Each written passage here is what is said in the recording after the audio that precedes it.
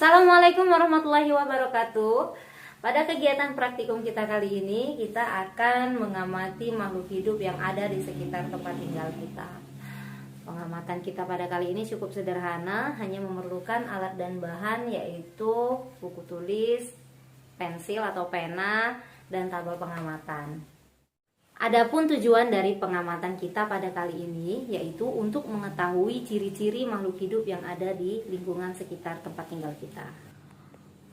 Adapun langkah kerja yang pertama yaitu siapkan alat tulis dan tabel pengamatan yang diperlukan. Yang kedua, pergilah ke lingkungan yang ada di sekitar tempat tinggal Anda. Yang ketiga, temukan lebih kurang 10 makhluk hidup terdiri dari 5 tumbuhan dan 5 hewan.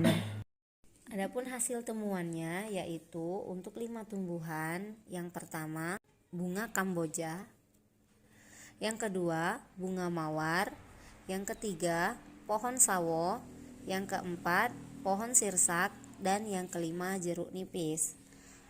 Adapun 5 hewan yang ditemukan yaitu ayam, bebek, kambing, kelinci, dan kucing. Kemudian langkah yang keempat yaitu catatlah ke-10 jenis makhluk hidup tersebut dalam lembar pengamatan. Langkah kerja yang kelima yaitu amatilah ciri-ciri dari setiap makhluk hidup yang telah Anda catat tersebut dengan cermat. Berikut hasil pengamatannya. Ciri-ciri makhluk hidup. Yang pertama, bergerak. Hewan dan tumbuhan memiliki ciri bergerak. Tumbuhan bergerak karena adanya rangsangan dari luar, misalnya cahaya matahari dan media pertumbuhan. Sedangkan hewan bergerak menggunakan alat geraknya seperti kaki, sayap, sirip, dan lainnya.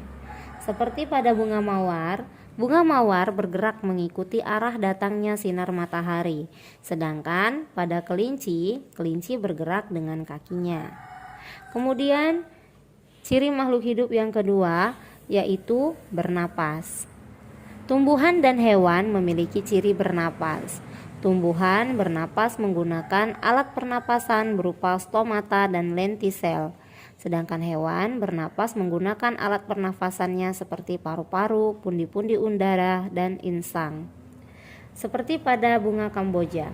Bunga kamboja bernapas melalui stomata dan lentisel pada daun.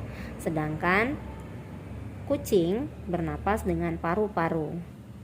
Kemudian ciri makhluk hidup yang ketiga yaitu memerlukan makanan atau nutrisi.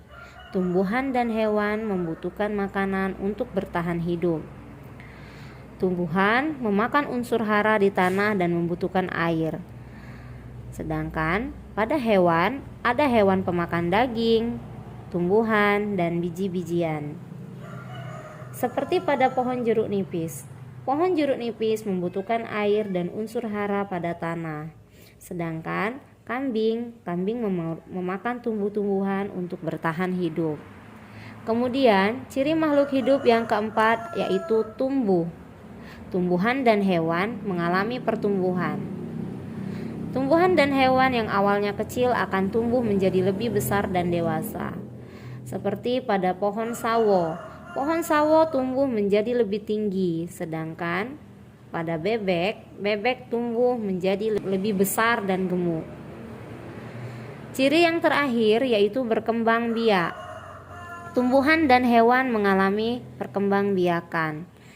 Tumbuhan berkembang biak dengan cara vegetatif dan generatif. Sedangkan pada hewan, ada hewan yang berkembang biak dengan cara bertelur dan beranak. Seperti pada pohon sirsak. Pohon sirsak berkembang biak secara generatif yaitu melalui biji. Sedangkan pada ayam berkembang biak dengan cara bertelur. Jadi, kesimpulan dari pengamatan pada ciri-ciri makhluk hidup yaitu yang pertama bergerak, yang kedua bernapas, yang ketiga perlu makanan atau nutrisi, yang keempat tumbuh, dan yang kelima berkembang.